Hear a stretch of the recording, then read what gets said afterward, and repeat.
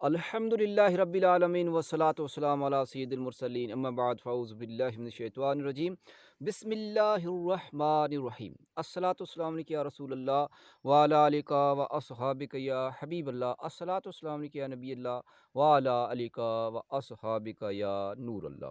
فرمان مصطفیٰ صلی اللہ تعالی علیہ وسلم، جس کے پاس میرا ذکر ہو اور اس نے مجھ پر درود پاک نہ پڑھا، تحقیق کہ وہ بڑا بدبخت ہو گیا۔ صلو علی الحبیب صلی اللہ تعالی علی محمد صلی اللہ تعالی علیہ وسلم۔ پیارے پیارے اور میٹھے میٹھے اسلام بھائیوں، خوش آمدید کہتا ہوں آپ کو ہمارے اس چینل کے اندر، اور بہت بہت شکریہ آپ نے ہمارا چینل سبسکرائب کیا، لائک کیا اور دیگر اسلام بھائیوں تک بھی پہنچایا۔ تو پھر آپ کے ساتھ ہم ایک دینی معلومات کے حوالے سے، دین سے متعلق بہت ساری جو ویڈیوز ہم لے کے آتے ہیں، ان میں سے آج بھی ہمارا ایک خاص سیگمنٹ ہے جس کے اوپر ہم خاص کر نماز جو لوگ نہیں پڑھتے ہیں ان کے حوالے سے کوئی ایک حدیث مبارکہ آپ تک پہنچانے کی کوشش کریں گے۔ تو اس سے پہلے مدنی گزارش ہے کہ آپ ہمارے چینل کو ضرور سبسکرائب کر لیں اور لائک کر لیں، اور دوسرے اسلام بھائیوں تک اچھی نیتوں کے ساتھ شیئر بھی کر دیں۔ پیارے اور محترم اسلام بھائیوں، نماز کیونکہ یہ اللہ تعالیٰ کا ہم پہ بہت بڑا احسان ہے اور فرض ہے، تو اس کو ہمیں ہر وقت دن میں یعنی 5 وقتہ اس کو ادا کرنے کی کوشش کرنی چاہیے۔ تو اللہ تعالیٰ سے دعا کہ اللہ تعالیٰ ہمیں ہر وقت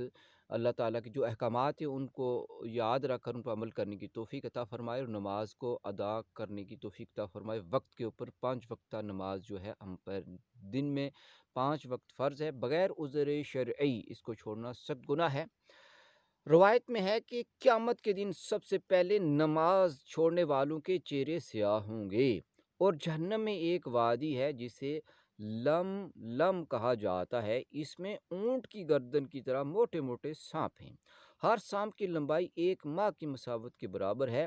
جب یہ سانپ نماز نہ پڑھنے والے کو ڈسے گا تو اس کا زہر اس کے جسم میں 70 سال تک جوش مارتا رہے گا۔ استغفر اللہ تعالی، العیاذ باللہ تعالی۔ اللہ تعالیٰ عز و جل سے دعا کہ اللہ تعالیٰ ہمیں